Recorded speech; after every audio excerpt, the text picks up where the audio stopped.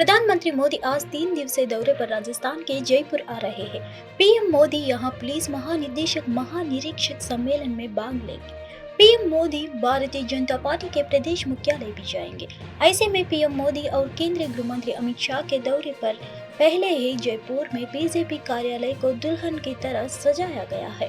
प्रधानमंत्री कार्यालय के अनुसार पीएम मोदी 6 से 7 जनवरी को जयपुर के राजस्थान अंतर्राष्ट्रीय केंद्र में आयोजित पुलिस महानिदेशकों महानिरीक्षक के अखिल भारतीय सम्मेलन में भाग लेंगे।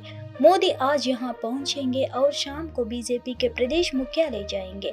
वहीं मुख्यमंत्री भजनलाल शर्मा, प्रदेश अध्यक्ष सीपी जोशी और अन्य नेताओं ने पीएम मोदी के दौरे से पहले बीजेपी कार्यालय में बैठक कर तैयारियों की समीक्षा की।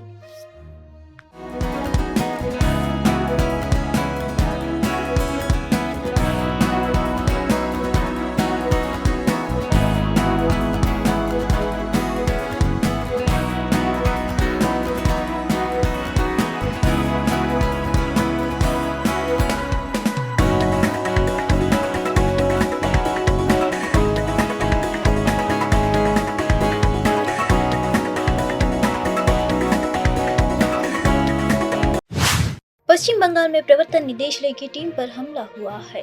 मामला उत्तर 24 परगना जिले के संदेशकली गांव का है। कथित रेशन घोटाले में ईडी की टीम छापेमारी करने पहुंची थी। तभी ईडी की टीम को 200 की संख्या में गांव वालों ने घेर लिया और उन पर लाठी डंडे और ईंट पत्थरों से हमला कर दिया। भीड़ ने ईडी अधिकारियों के साथ केंद्रीय सुरक्षा बलों की गाड़ियों को क्षतिग्रस्त कर दिया है। इस हमले में ईडी के कई अधिकारी घायल हुए हैं। उन्हें अस्पताल में भर्ती करवाया गया है। भाजपा ने राज्य की ममता बनर्जी सरकार पर निशाना साधते हुए इस हमले के पीछे रोहिंग्या का हाथ बताया है।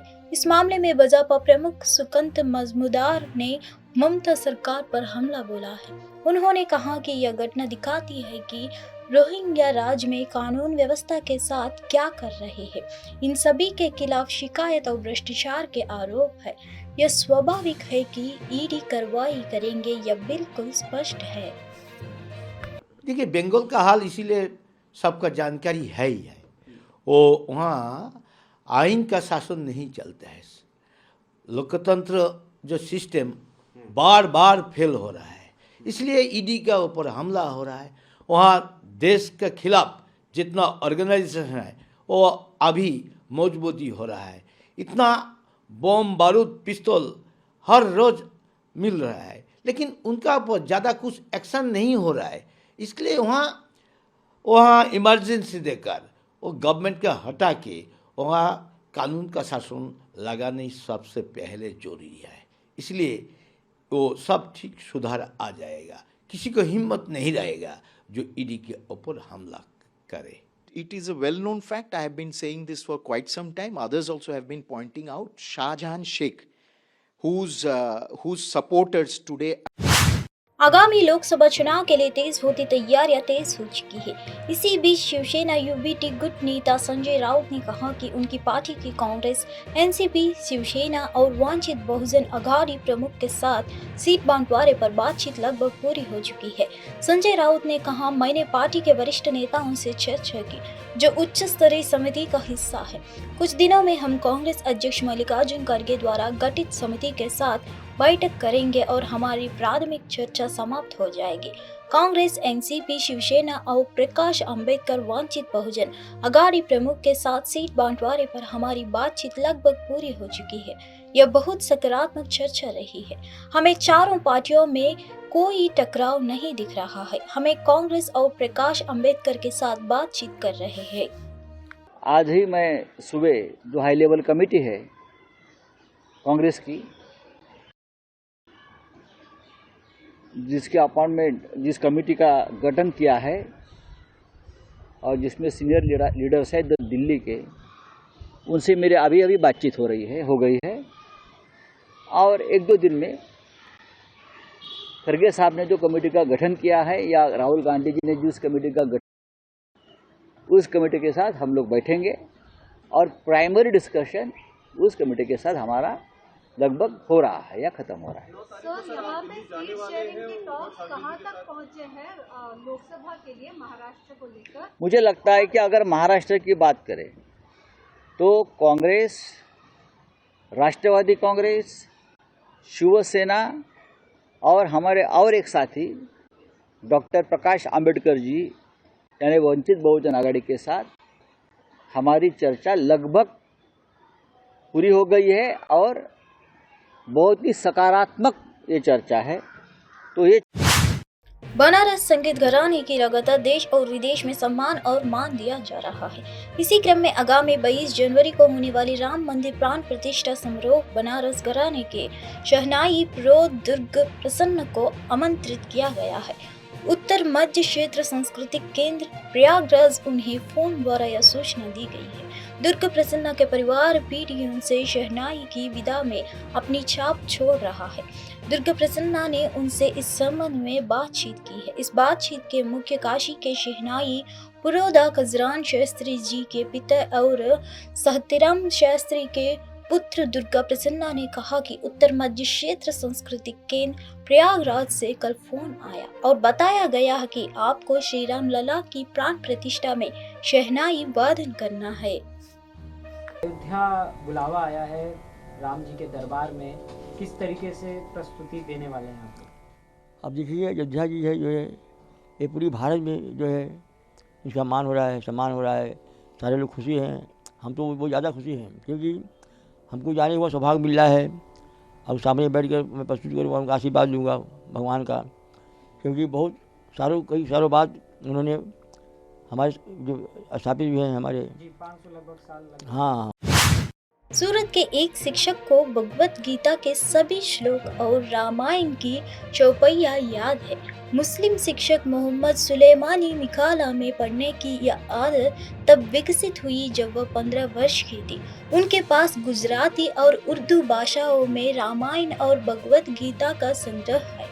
इस असाधारण उपलब्धि ने दोनों धर्म और बीच सांस्कृतिक एकता और सांप्रदायिक सद्भाव की भावना को चिह्नित किया है। कुरान शरीफ तो मैंने पढ़ा है, दूसरी धार्मिक किताब भी बहुत अच्छी होगी क्योंकि परमात्मा के सब भेजे हुए हैं।